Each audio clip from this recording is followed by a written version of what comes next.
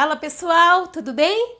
Na aula de hoje eu vou estar falando um pouquinho sobre condução, que é um dos 3 tipos de transmissão de calor. Então se inscreve no canal Exatamente Diferente e vem estudar com a Prof. Fran para que a gente possa evoluir cada dia mais.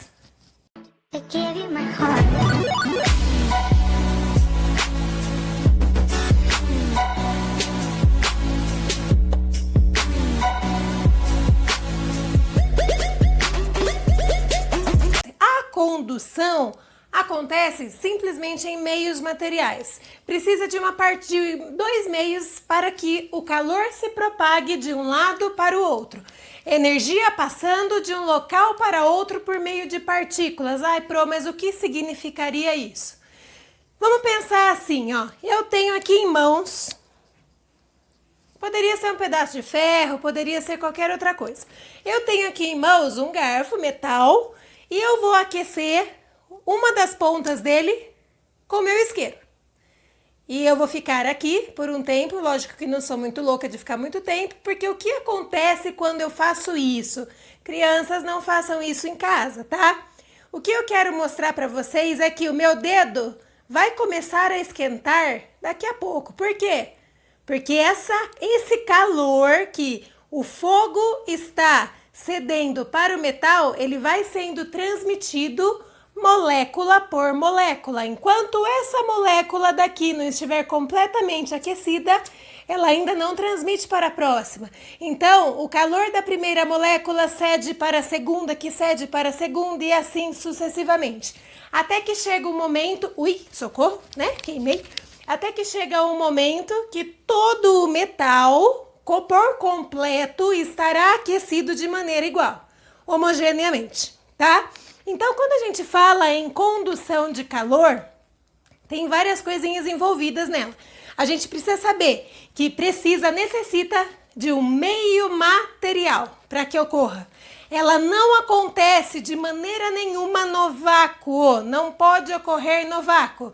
É necessário meio material para que uma partícula passe para outra. Eu costumo brincar um pouquinho com os meus alunos e falar sobre aquelas olas de campo de futebol, que uma galera puxa, né? Ola! E vai o outro, e assim sucessivamente. Como se aquela primeira pessoa fosse aquela pessoa que começa a transmitir o calor, e assim vai transmitindo sucessivamente. Bom, no caso desse garfo aqui, logo que eu acendo o fogo, o meu dedo do lado de cá não vai esquentar, mas conforme o tempo passa, esse calor vai sendo transmitido molécula por molécula e o meu dedo sim vai esquentar, porque o garfo esquentará por inteiro, tá? Então a condução de calor, ela ocorre em meios materiais e não ocorre no vácuo, tá? Então que fique claro isso. Para a condução de calor em específico, a gente usa algumas equações, precisamos saber algumas coisinhas.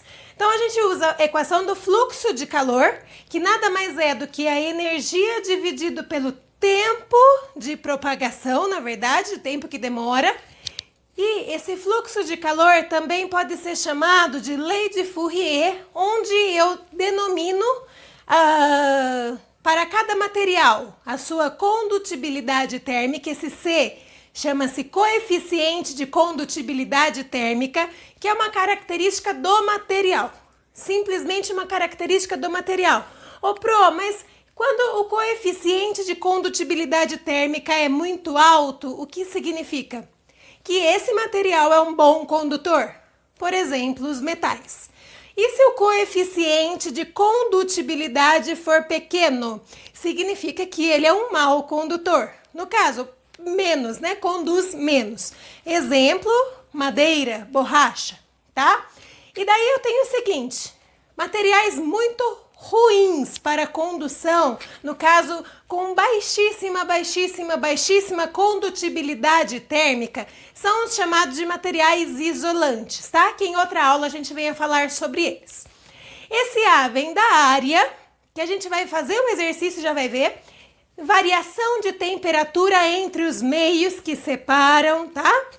E aqui o comprimento no caso do material, que a gente vai ver num exercício em específico. Eu nem vou colocar a unidade de medida aqui na lousa agora, Porque o exercício é da VUNESP, tá? É modelo VUNESP.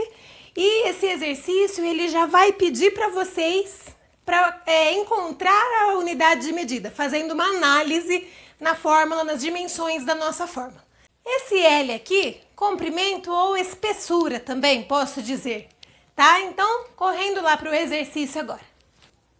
E colocando o exercício aí do ladinho para vocês, vou ler e a gente vai fazer juntos. Sabendo que algumas letras ele usa diferente, porém, significa a mesma coisa.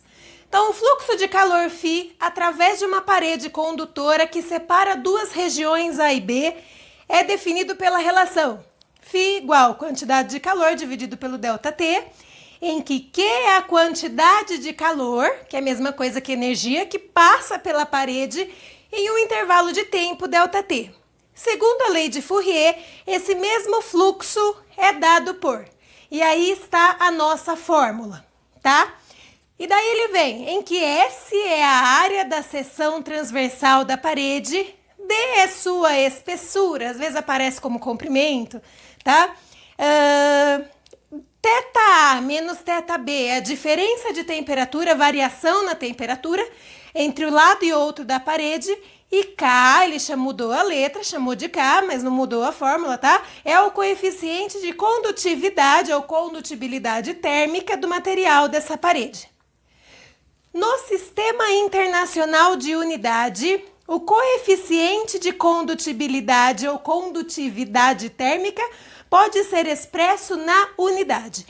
E aí a gente vai começar aplicando a formulinha da lei de Fourier mesmo, que é o que ele tem ali. Essa foi a que eu tinha passado para vocês, é a mesma coisa. Então, através dela, eu vou substituir apenas as unidades de medida do Sistema Internacional. Tem outros jeitos de fazer? Tem. Mas eu vou fazer de um jeito um pouco mais fácil, que é substituindo direto pelas unidades. Tipo assim, ó. Fluxo de calor não é energia, isso aqui é energia. Se é energia, a unidade de medida no SI vai ser joules. E aqui é tempo. Se é tempo, a unidade de medida no Sistema Internacional será o segundo. E daí a gente vai continuar. Então, eu tenho o seguinte. Quando vou escrever a fórmula aqui, ó.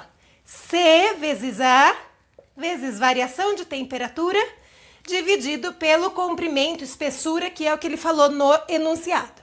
Então, eu vou deixar esse daqui até circulado, que eu não vou trocar ele, eu vou trocar só os outros. Então, vamos lá.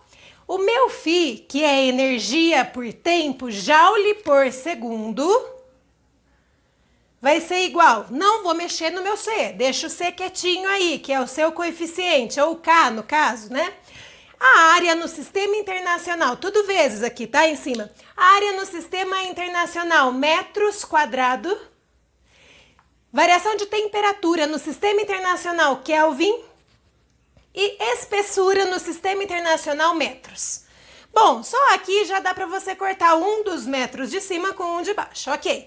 Aí, mas não tem alternativa com joule. Lembrando que joule também pode ser escrito como Newton vezes metro. Agora copia todo o resto. Esse C, como eu não mudei ainda, tá até de outra cor. Vezes.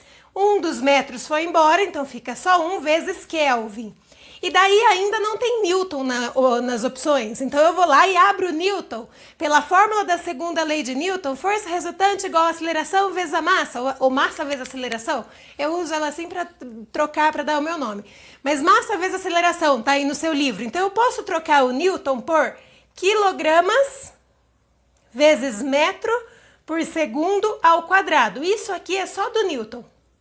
Só desse carinha aqui, tá? Copia todo o resto. Vezes metro, tudo isso dividido por segundo.